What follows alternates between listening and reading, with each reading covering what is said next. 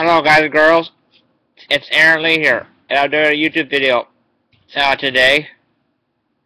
Top 5 highlights of E3 2012. It's an article by PixelLegends.com.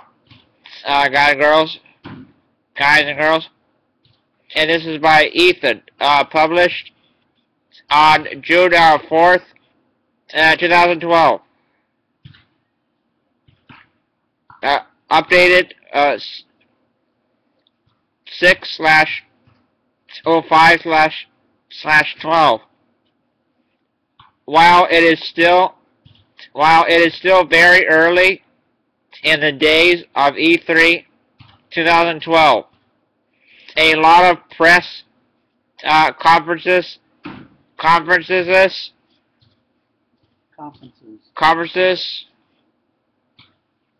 have already been done. Out of all the new information that has flown out of E3, this is personally what I found to be the highlights. Feel free to disagree and let me know about it. Number 5, Nintendo.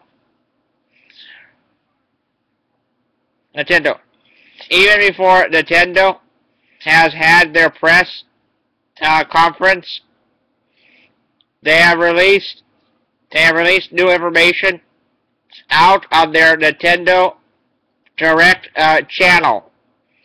The information wasn't release dates, hardware specs, or anything huge. But it was interesting to see Nintendo's console and its features slowly being revealed.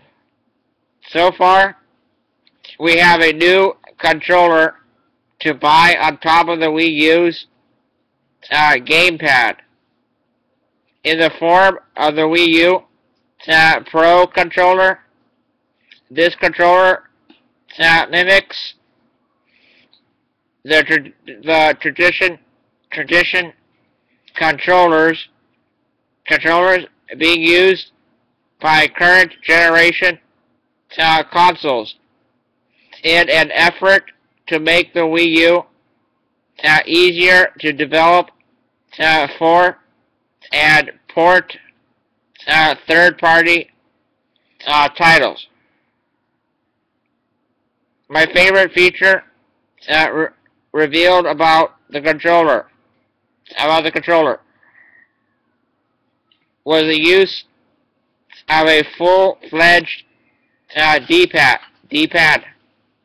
I feel this will give Nintendo an edge on the competition when it comes to releasing older titles and indie games on the Wii U. The redesign of the actual Wii U gamepad also intrigues me. Replacing the controller pads are the much more precise sticks, which seems like the wiser choice to go for a console instead of gamepads. The best part, though, is the use of the Wii U as a universal remote controller. It might only be excited to see this implemented in a video game controller. But anything to consolidate my plethora of remotes helps. Helps. Maybe if Nintendo were to somehow strike a deal with cable box manufacturers.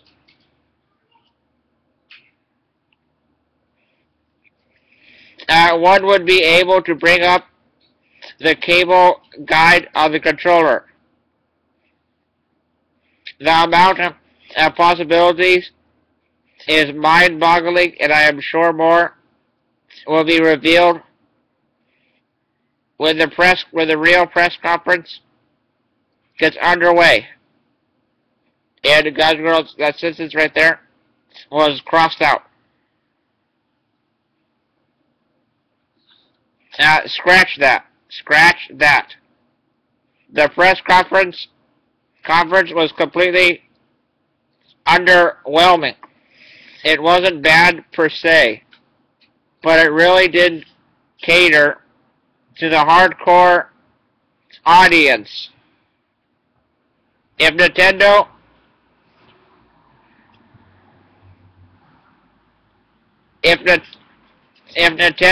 was trying to include all the different kinds of gamers with the latest press conference, they failed. Besides Pikmin 3 and ZombiU,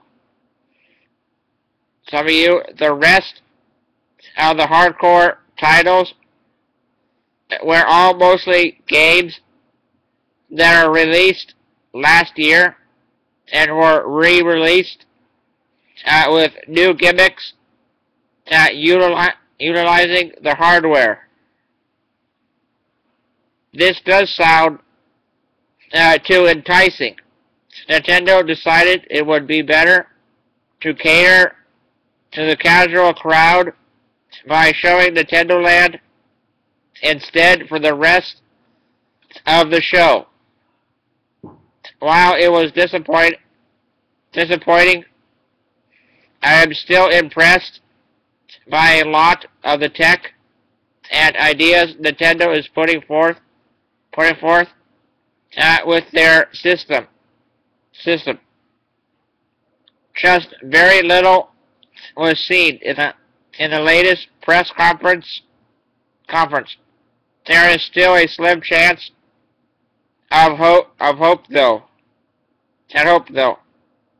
At the 3DS conference tomorrow. Check out the pre-E3 video right here.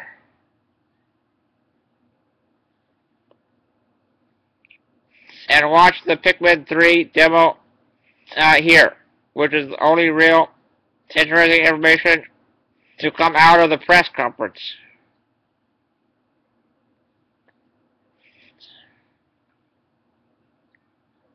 This was from last year. It's kind of old. Number 4.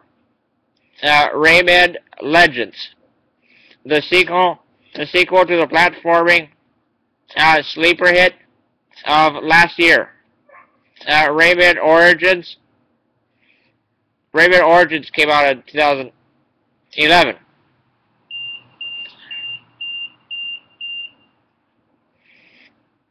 Is packing some serious heat with new HD graphics, online co-op, and Wii U capabilities. While the other features are nice and are definitely a welcome addition to the new game, the Wii U features have the possibility to make the Wii U version the best way to enjoy the game. Finally, a game that features 5-player co-op. I can't imagine how complicated the screen will get when things get moving. But from the looks of the demo, the touchscreen controlled character shouldn't interfere much with the clutter caused by the traditional platforming characters. On the contrary, he would actually be the most beneficial part of one's party.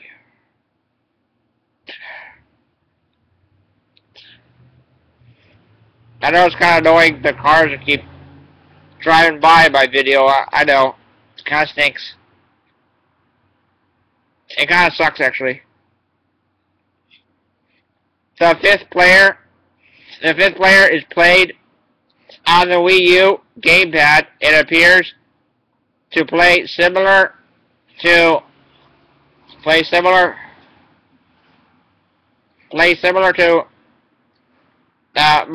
Super Mario Galaxy's second player, but more trivial to gameplay, with the swipe of a finger or stylus, I assume. A player can cut down vines, halt enemies, and highlight collectibles for the platforming players to collect. While this sounds neat and all, one concern I have with the gamepad player is if the levels that feature him are exclusive to that character, or if they can be played solo with traditional platforming. From the looks of the demo, it seemed that those levels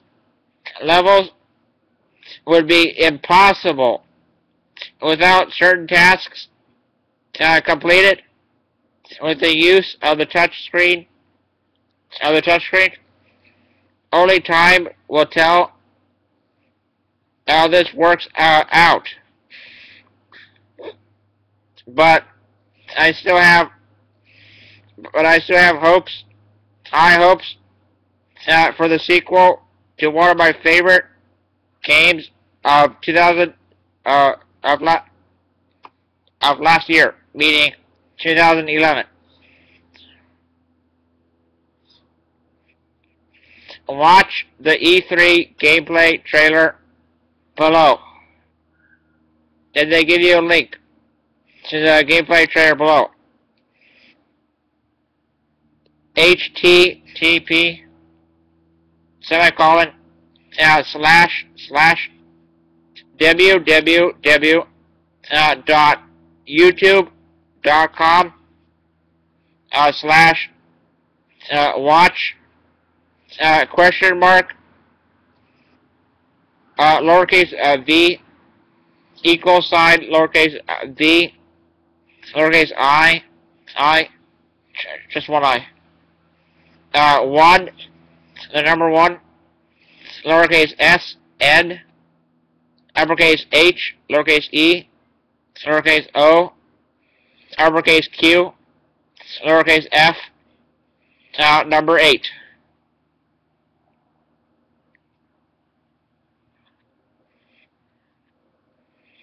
Number 3, Assassin's Creed 3. A year ago, meaning 2011, I would not have been less excited for a new Assassin's Creed game. Even after the new setting and time period was announced, I was only mildly interested. And I have this game at home too. Guys and girls, I have Assassin's Creed 3. I have them all, actually. I'm a big fan of the Ubisoft games. So, yeah. I was only mildly interested.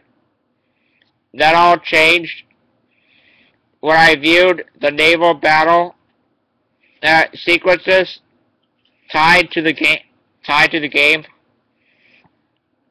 While the sequence didn't look the most polished, they looked incredibly fun and unique for an Assassin's Creed game.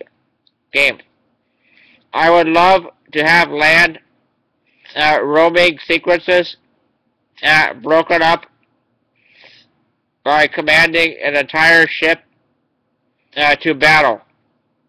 It certainly seems that they are definitely boasting at the scale of the game dramatically, unless it pans out to be like the flying contraption in Assassin's Creed 2. Heavily advertised, but turned out to be only used in one mission. I have a feeling, though, that Ubisoft wouldn't go through all that trouble of building this game section to only have it used once. The naval combat was the turning point for me. But that's not to say the land sequences didn't move me as well. Jumping from tree to tree and hunting for food reminds me a very different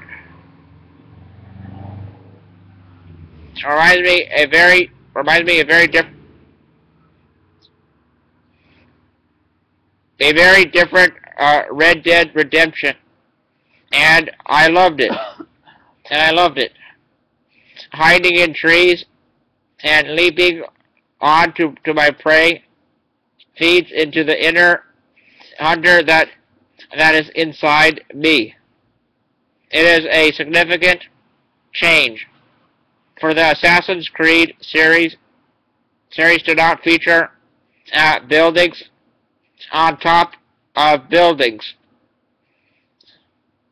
as the main landscape. But the climbing mechanic that made the game so popular is still fully intact. They really opened this game up to new possibilities with their reveals at Ubisoft E3 press conference. Hopefully, Ubisoft will deliver and bring a wholly unique product to the table. Enjoy the naval sequence below. You guys are on to watch this video. It's kind of old. And everybody's played this game already, so yeah.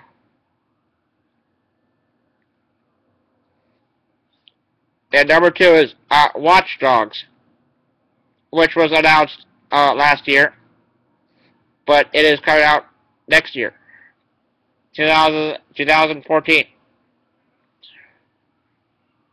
I guess they rumored this game a long time ago. 2, Watch Dogs. Surprisingly, this game or any information about it did not get leaked early. Not a whole lot is known about this game at the time of this writing. From what I gather, the city your character is in is hooked up to a sort of supercomputer. That includes every person, car, and building is monitored by the computer.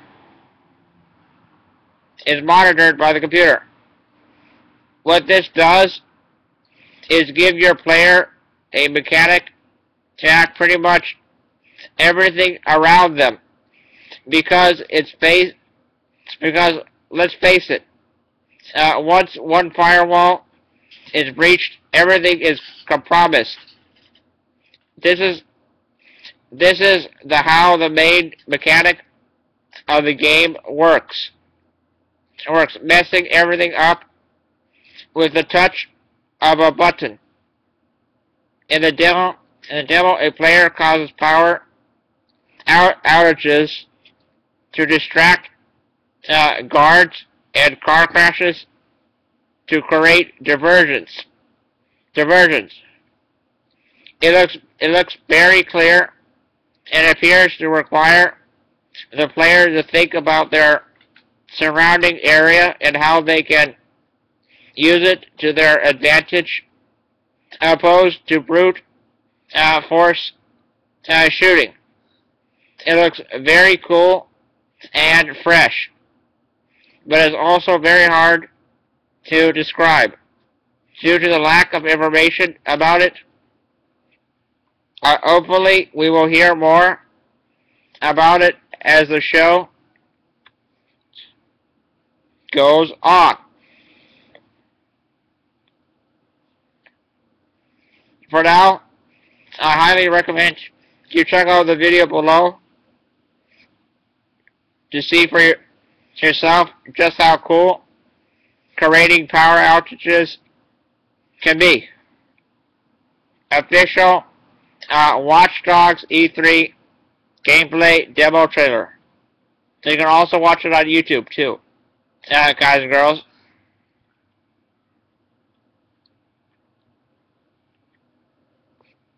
And number 1, Last of Us.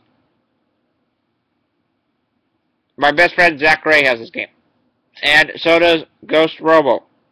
Also, and he's beaten the game, and they have beaten the game already.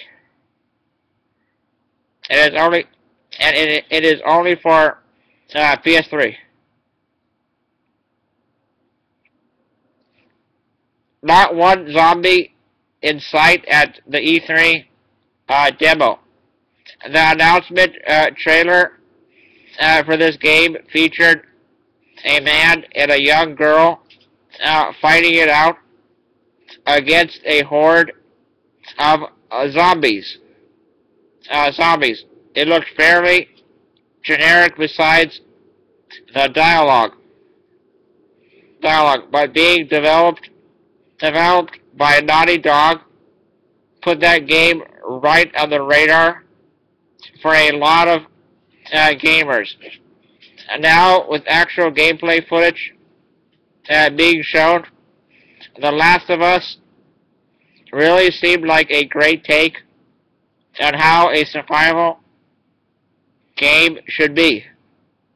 Inventory management, a great developer, well-written dialogue, beautifully run down environments and brutal combat all means that I have high hopes for this game.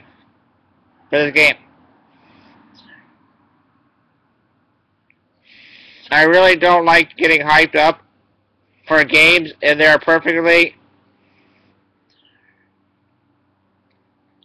choreographed E3 demos. But this just looks all around impressive. Watching how much damage a player can take when only facing a handful of guys is wrenching.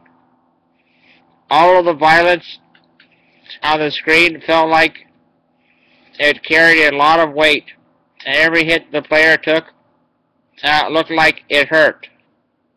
The melee near the end of the demo was heavy and vicious, something a majority of games lack in melee combat. Mashing together ingredients on the fly looks like a fun mechanic too. This game seems to have everything one could have hoped for from a post-apocalyptic survival game.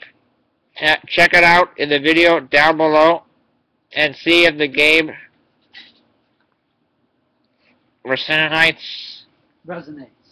If the game resonates as powerfully for you as it did for me. I swear, I am not getting hyped for this game. I won't get hyped. The Last of Us E3 2012 gameplay. About the author, Ethan. Having long been an avid gamer, Ethan found his niche in the game and the PC gaming market, while still occasionally dabbling in the medium that got him into gaming consoles. Usually he finds time to play his Xbox 360 and occasionally will dust off his Wii for a bit to play with friends and family when he isn't found locked in his room, playing shooters and strategy games. Follow him on Twitter at Ethan Hawks.